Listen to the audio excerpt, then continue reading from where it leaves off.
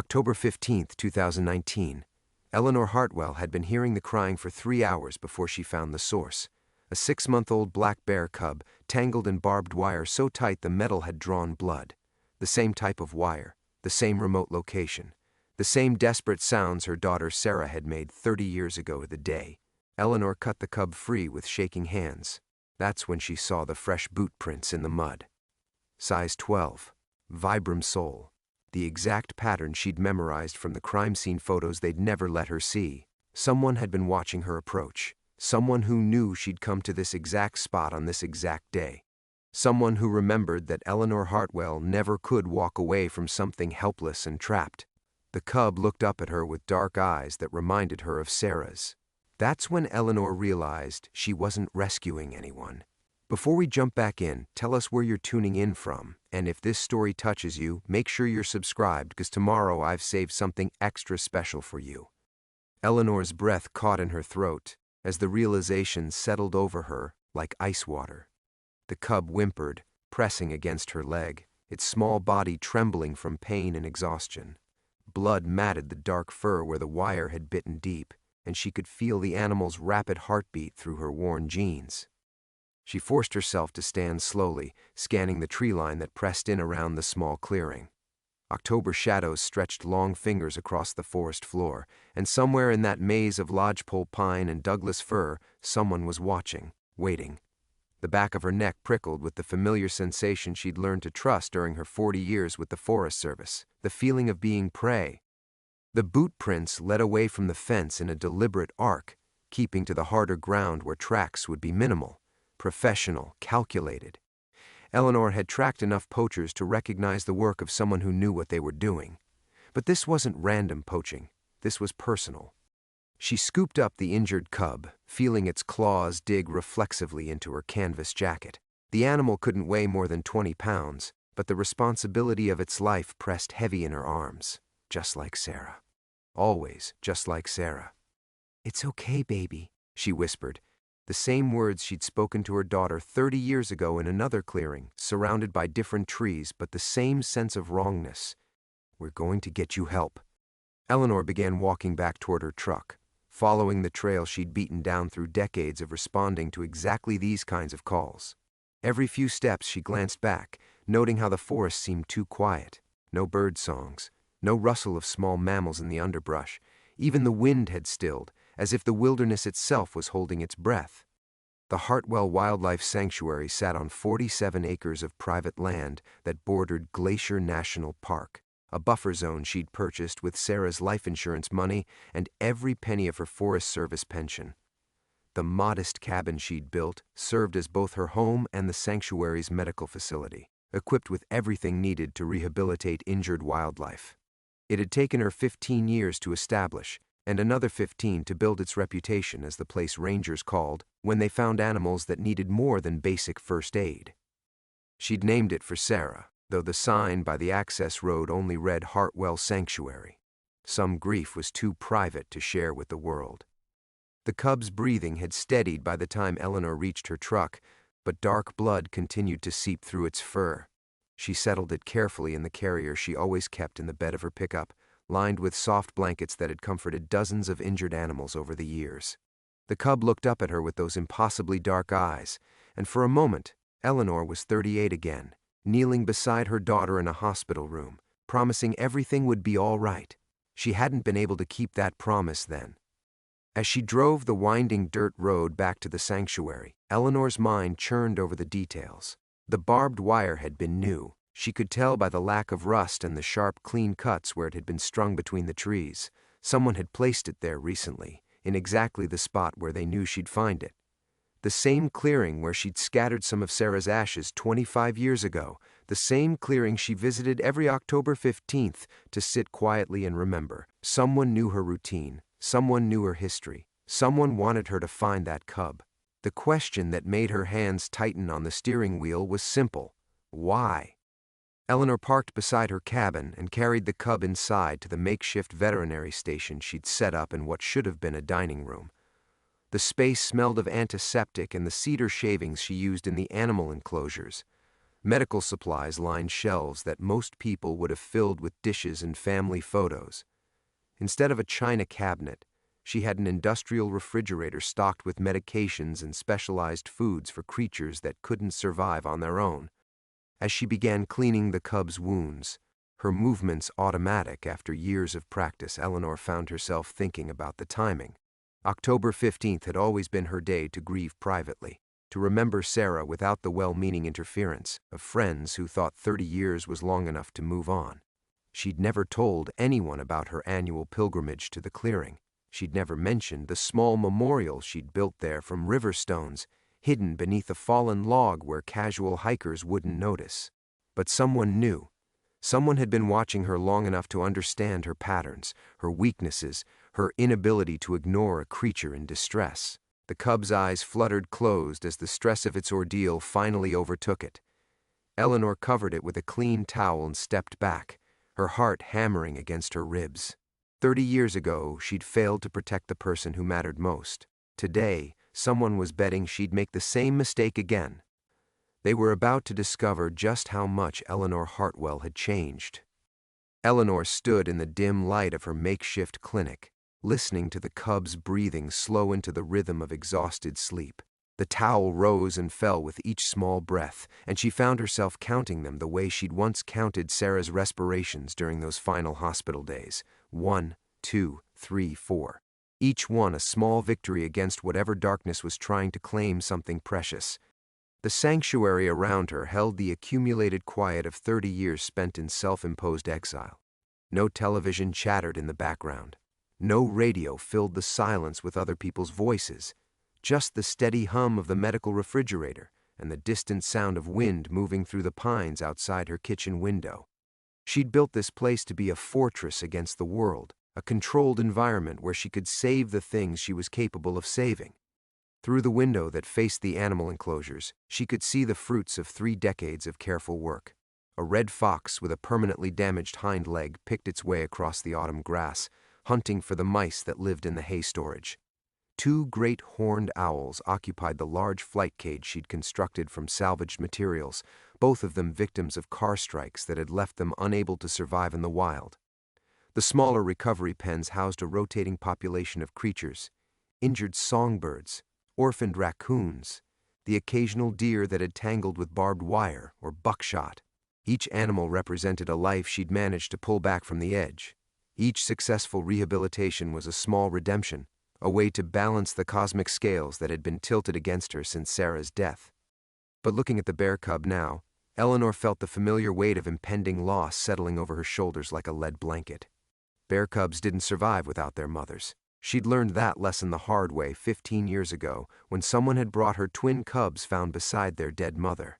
Despite every technique she knew, despite round-the-clock feeding and the specialized milk replacer she'd ordered from a zoo in Seattle, both cubs had faded within a week. Some bonds once severed couldn't be repaired by human intervention. She moved quietly to her desk in the corner of the room, the same battered metal desk she'd used during her Forest Service years. Its drawers stuck from humidity and age, and the surface bore the ring stains from thousands of coffee cups and the scratches from decades of paperwork. She pulled out a leather-bound logbook and began recording the cub's condition, estimated age, and initial treatment. The ritual of documentation comforted her, imposed order on chaos the way it always had. October 15, 2023. Black bear cub, approximately 8 to 10 weeks old, found trapped in barbed wire at Memorial Grove. Multiple lacerations, right front paw, possible tendon damage. Weight approximately 18 pounds. No sign of mother. The words Memorial Grove made her hand pause above the page. She'd never written that name before, never shared it with anyone, but seeing it in her own handwriting felt right. Sarah deserved a place on the map, even if it was just Eleanor's private map of grief. A soft knock at the front door broke the silence. Eleanor's head snapped up, her body immediately tense. In 30 years at the sanctuary, unexpected visitors meant one of 3 things: an animal emergency, lost hikers, or trouble. Given the day's events, she suspected the latter. She moved to the window beside the door and peered through the gauze curtains she'd hung more for privacy than decoration. A familiar figure stood on her small porch, hands shoved deep into the pockets of a well-worn Carhartt jacket. "Marcus," she whispered, relief flooding through her chest. Marcus Crowfeather was one of the few people Eleanor trusted completely, though she'd never told him so. At 55, he moved with the easy confidence of someone who'd spent his life reading the forest's moods. He served as a liaison between the Blackfeet Nation and various government agencies, which meant he often brought Eleanor animals that had been injured on tribal lands. More importantly, he was Sarah's godfather, the closest thing Eleanor had to family since her daughter's death. She opened the door, and Marcus stepped inside without invitation, his dark eyes immediately moving to the veterinary station where the cub lay sleeping. "Heard chatter on the radio about someone reporting injured wildlife near the park boundary," he said quietly. His voice carried the slight accent of someone who'd grown up speaking Blackfoot before English. "Figured it might be you doing the finding." Eleanor closed the door and turned to face him. "How did you know where to look for me?" Marcus was quiet for a long moment, his gaze steady. "Eleanor, I've known you for 35 years. I know what today is. I know where you go." The admission hit her like cold water. If Marcus knew about her annual ritual, who else might have been watching? Who else understood the patterns that governed her private grief? "Tell me about the cub," Marcus said, moving toward the makeshift clinic. But Eleanor caught something in his voice, a careful note that suggested he already suspected this was about more than animal rescue. Eleanor watched Marcus approach the sleeping cub, noting how his weathered hands moved with practiced gentleness as he examined the bandaged wounds without disturbing the animal's rest. His silence stretched too long, the kind of quiet that meant he was choosing his words carefully. "The wire was fresh," she said finally. "Someone placed it there recently." Marcus's jaw tightened almost imperceptibly. "Eleanor, there's something I need to tell you. Something I should have told you 30 years ago." The words hung in the air like smoke from a distant fire, carrying the promise of destruction. Eleanor felt her chest constrict, the familiar sensation of the world tilting sideways that she'd learned to associate with moments when everything changed. "What are you talking about?" Instead of answering, Marcus reached into his jacket and pulled out a manila envelope, yellowed with age and worn soft at the corners. Eleanor recognized it immediately. The same type of envelope the Forest Service had used for official correspondence, the kind that had once contained her assignments, her performance reviews, her termination papers. "This came to my office 3 days ago," Marcus said quietly. "No postmark, no return address. Someone left it on my desk while I was out." Eleanor stared at the envelope as if it were a coiled rattlesnake. "Marcus, I don't—" "Open it." Her hands trembled as she took the envelope, feeling the weight of whatever lay inside. The flap had been carefully resealed with tape, but she could see where it had been opened before. She slid her finger under the edge and pulled out a stack of documents, photocopies of what looked like official reports. The Forest Service logo at the top of the first page made her stomach lurch. Below it, in the familiar typeface of old government documents, incident report. Sarah Hartwell, October 15, 1993, confidential. "That's impossible," Eleanor whispered. "I never saw any confidential reports. They said it was an accident, a faulty tree stand, a hunting accident that—" "Keep reading," Marcus said, his voice heavy with 30 years of carrying secrets. Eleanor's eyes moved down the page, taking in details that had never appeared in the official accident report she'd been given. References to suspicious circumstances and evidence of tampering. A mention of witness statements that had been deemed unreliable and subsequently sealed. Most damning of all, a recommendation for further investigation that had been overruled by someone whose name had been redacted from the document. The second page contained photographs she'd never seen, close-ups of the tree stand that had supposedly failed, showing cut marks on the metal that looked deliberate rather than accidental. Images of the surrounding area with numbered evidence markers that suggested a crime scene investigation rather than a simple accident report. Eleanor's hands began to shake so violently that the papers rustled like autumn leaves. "Why are you showing me this? Why now?" Marcus moved closer, his voice dropping to barely above a whisper.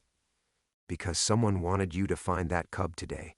Someone who knows about these reports, knows what really happened to Sarah. And I think they're counting on you to react the same way you did 30 years ago. What are you talking about? Eleanor, when Sarah died, you asked questions. You pushed for a real investigation. You wouldn't accept that it was just an accident. Marcus paused, studying her face. Until you suddenly did. Do you remember what changed your mind? The question hit her like a physical blow.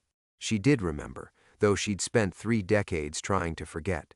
The phone call in the middle of the night, 2 weeks after Sarah's funeral. A voice she'd never heard before, calm and polite, explaining very clearly what would happen to other people she loved if she continued asking uncomfortable questions. The detailed knowledge the caller had shown about Marcus's work schedule, about her few remaining friends, about vulnerabilities she hadn't even realized existed. Someone threatened you, Marcus said, reading her expression, and you never told me, you just stopped fighting. Eleanor sank into the chair beside her desk, the weight of 30 years of suppressed truth crushing down on her shoulders. They said they'd hurt you, and others. They knew things, Marcus, personal things. I couldn't, her voice broke, I couldn't lose anyone else, so you buried it. Retired early, built this place, convinced yourself it was enough to save other things, instead of seeking justice for Sarah. The cub stirred on the examination table, making a small sound of distress in its sleep. Eleanor looked at it, seeing not just an injured animal, but a message, a challenge, a trap that had been 30 years in the making. Whoever sent these documents knows I'd come here today, Marcus continued. They know about your ritual at the clearing. They're counting on you to be the same broken woman who backed down 30 years ago. Eleanor stood slowly, her legs unsteady but her resolve crystallizing. Then they're about to be very disappointed. But even as Eleanor spoke those defiant words, she felt the familiar flutter of panic rising in her chest. The same breathless terror that had kept her awake for months after Sarah's death, jumping at every unexpected sound, checking her locks 3 times each night. She moved to the window and peered through the curtains, scanning the tree line for movement that shouldn't be there. I can't do this again, Marcus. The admission came out smaller than she'd intended. I'm not the same person I was 30 years ago. I'm older, slower. I don't have the energy to fight ghosts. Marcus was watching her with the patience of someone who'd spent decades observing wounded animals. You think running this place for 30 years has made you weaker? Eleanor, look around you. You've saved hundreds of lives. You've built something meaningful from nothing. I've hidden. The words tasted bitter. I've spent 30 years hiding in the woods, playing it safe, avoiding anything that might. A low growl from the examination table cut her off. The bear cub had awakened, its dark eyes alert and fixed on the window behind Eleanor. The animal's ears were pressed flat against its head, and its lips pulled back to reveal tiny white teeth. Eleanor followed the cub's gaze and felt her blood turn to ice water. A figure stood at the edge of the clearing, barely visible between the pine trunks, too far away to make out features, but close enough that Eleanor could see they weren't moving. Just standing there, watching. Marcus, she whispered, not daring to move away from the window. He joined her, his body tensing as he spotted the figure.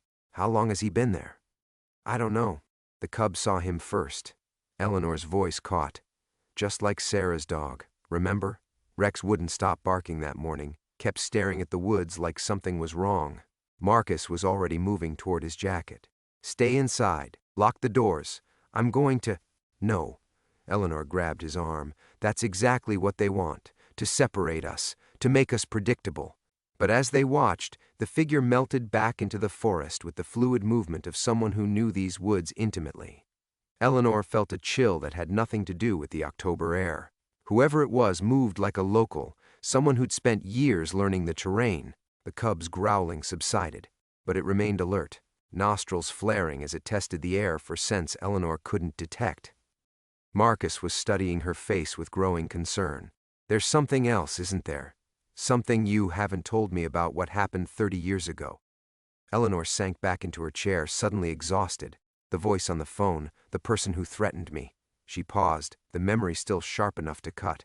He knew things about Sarah's last day, things that weren't in any report, what she'd eaten for breakfast, what clothes she'd laid out for school the next morning, details that only someone who'd been there could know. or someone who'd been watching your family for a long time. The implication hung between them like a poisonous cloud. Eleanor had always assumed the threats were opportunistic, someone taking advantage of her grief to silence her questions. But if Marcus was right, if someone had been studying her family before Sarah's death, we should call the sheriff, she said, but her voice lacked conviction. Sheriff Patterson was a good man, but he was also practical. A mysterious figure in the woods and 30-year-old documents wouldn't be enough to justify protection or investigation. Marcus shook his head. The same sheriff's department that buried the investigation the first time? Eleanor. Someone in authority had to sign off on sealing those reports. Someone local. The cub made a soft whimpering sound, and Eleanor moved to check its bandages. The small ritual of caregiving helped steady her hands, gave her mind something concrete to focus on. But she couldn't shake the feeling that she was being watched, that unseen eyes were cataloging her every movement. I keep thinking about the placement of that wire, she said quietly. Not just in the clearing, but at exactly the right height to catch a cub. Someone who knows bear behavior. Someone who understands how curiosity gets young animals into trouble. Someone who's been planning this for a while, Marcus agreed. The question is what they want. Why draw you out now after all these years? Eleanor looked down at the sleeping cub, so small and vulnerable despite its wild nature. Maybe because they're getting old too. Maybe because whoever killed Sarah is running out of time to tie up loose ends. The words chilled her even as she spoke them. If someone had spent 30 years worrying about what Eleanor might remember, might discover, then her continued silence wasn't protection. It was merely a temporary reprieve. Outside, the October wind picked up, sending dead leaves skittering across her porch with a sound like whispered warnings. Eleanor realized that her attempt to stay safe had been an illusion all along. The sound of leaves against her porch suddenly stopped, as if the wind itself were holding its breath. In the unnatural quiet that followed, Eleanor heard something that made her blood freeze, the soft creak of a footstep on the wooden steps outside her front door. Marcus caught her eye and pressed a finger to his lips, moving silently toward the window. But Eleanor was already reaching for the rifle she kept mounted above the doorframe, her movements automatic despite the tremor in her hands. 30 years of living alone in the wilderness had taught her to trust her instincts, and every instinct screamed danger. A gentle knock echoed through the cabin, 3 soft raps that somehow felt more threatening than if someone had been pounding on the door. Eleanor? The voice was male, older, with a slight rasp that suggested years of cigarettes. I know you're in there. We need to talk. Eleanor's grip tightened on the rifle. She didn't recognize the voice, but something about its casual tone, the assumption of familiarity, made her skin crawl. This wasn't a lost hiker or a concerned neighbor. Marcus had positioned himself beside the other window, and when Eleanor caught his eye, she saw her own fear reflected back. This was it, the reckoning she'd been dreading for 3 decades. About what? Eleanor called out, proud that her voice didn't shake. About Sarah, about the mistakes we've all been living with. The casual mention of her daughter's name hit Eleanor like a slap. She moved closer to the door, her finger finding the rifle's safety. I don't know who you are. Oh, but you do. A pause, and when the voice came again, it carried the weight of terrible patience. You've seen me around town for years, at the hardware store, the post office. I've been part of your world this whole time, Eleanor, just like I was part of Sarah's world 30 years ago. The words sent ice through her veins. Someone she knew, someone she'd seen, maybe even spoken to, carrying the secret of her daughter's murder all these years. The betrayal felt almost as crushing as the original loss. The sheriff's already on his way, Eleanor lied. A low chuckle from the other side of the door. No, he's not. Patterson's dealing with a hunting accident about 20 miles north of here. Funny how these things happen right when you need them to. Marcus had pulled out his cell phone, but Eleanor could see from his expression that there was no signal. The same dead zone that had made her sanctuary feel safe now trapped them. What do you want? Eleanor called out. I want to finish what should have been finished 30 years ago. See, the problem with threatening someone into silence is that the silence is never really permanent. Sooner or later, they start talking, start remembering, start asking questions again.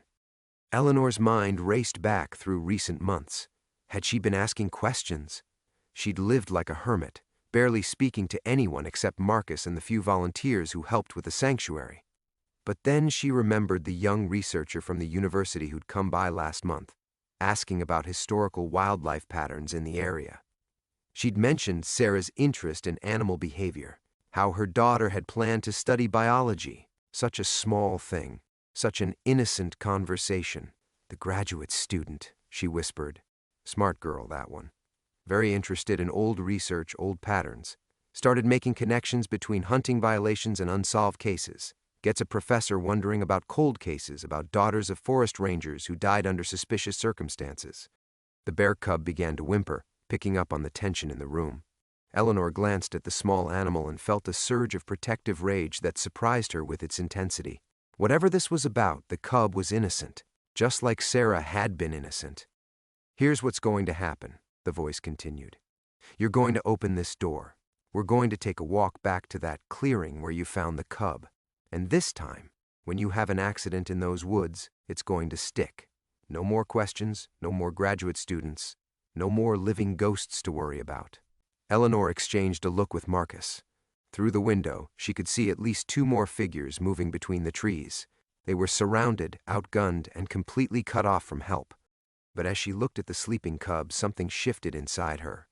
She thought about 30 years of small victories, of animals saved and released back to the wild. She thought about Sarah's journals, filled with dreams of protecting wildlife, of making the world better. She thought about the silence that had poisoned her life like slow-acting venom. No, she said, her voice carrying across the cabin with surprising strength. The silence that followed felt dangerous.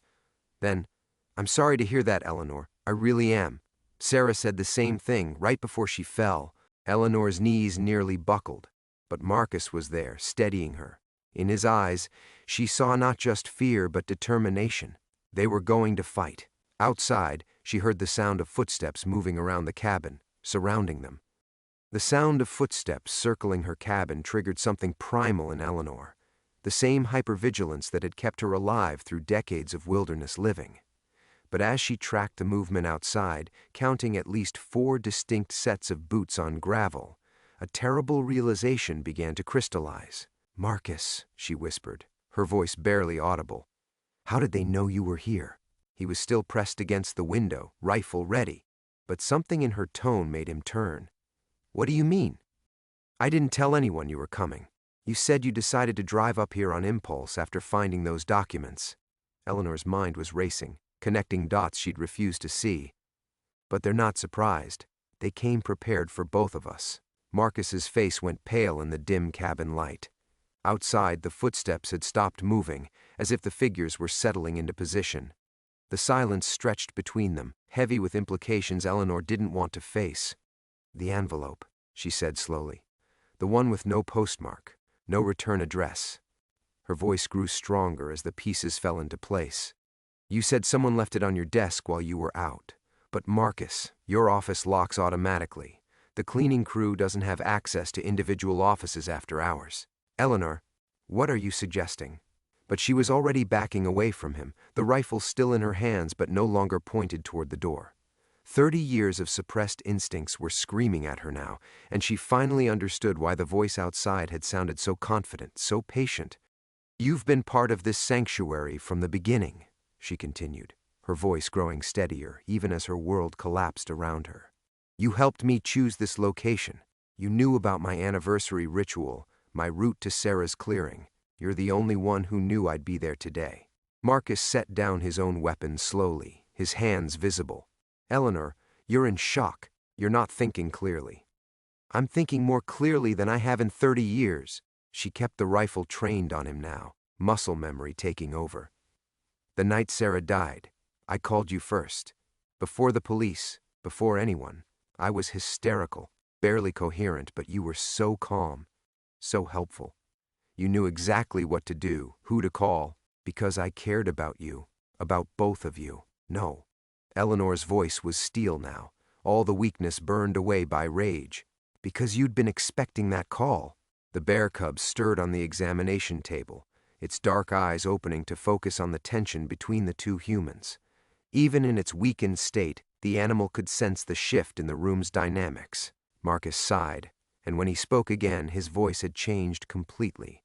Gone was the gentle concern, the careful patience she'd known for decades. What remained was cold calculation. Sarah was never supposed to be in those woods that morning, he said. She was supposed to be in school, but she decided to skip her first class to check on an injured hawk she'd been tracking, always so concerned about the wildlife, just like her mother. Eleanor felt the truth hit her like a physical blow. You were setting traps, illegal hunting operations. Sarah stumbled onto something she shouldn't have seen. Your daughter had an unfortunate tendency to ask questions. Even at 16, she was already talking about studying conservation, about exposing illegal hunting operations. She had photographs, Eleanor, evidence of trap lines and bait stations that could have brought down an entire network. The casual way he spoke about Sarah's murder, as if she'd been an inconvenient business problem rather than a vibrant, passionate young woman, made Eleanor's finger tighten on the trigger. "And you've been watching me ever since," she said, "making sure I stayed quiet, stayed broken, playing the concerned friend while you covered up my daughter's murder." Marcus shrugged, and in that gesture Eleanor saw 30 years of deception laid bare. The threats worked for a while. But people heal, Eleanor. They start to hope again, start to ask questions. When that graduate student came around, when you started talking about Sarah's research interests, well, it became clear that the old arrangements were no longer sufficient. Outside, she could hear the soft scrape of boots on wood. The other figures were moving closer to the cabin, waiting for Marcus's signal.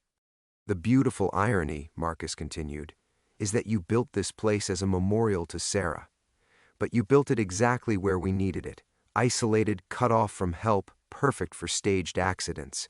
You've been living in your daughter's tomb for 30 years, Eleanor. You just didn't know it." Eleanor looked at the bear cub, so small and helpless, and understood with perfect clarity that it had never been bait for a trap. It had been bait for her, the final piece in a plan 3 decades in the making. But Marcus had made one crucial miscalculation. He'd assumed that 30 years of grief and guilt had left her broken beyond repair. Instead, they'd made her dangerous.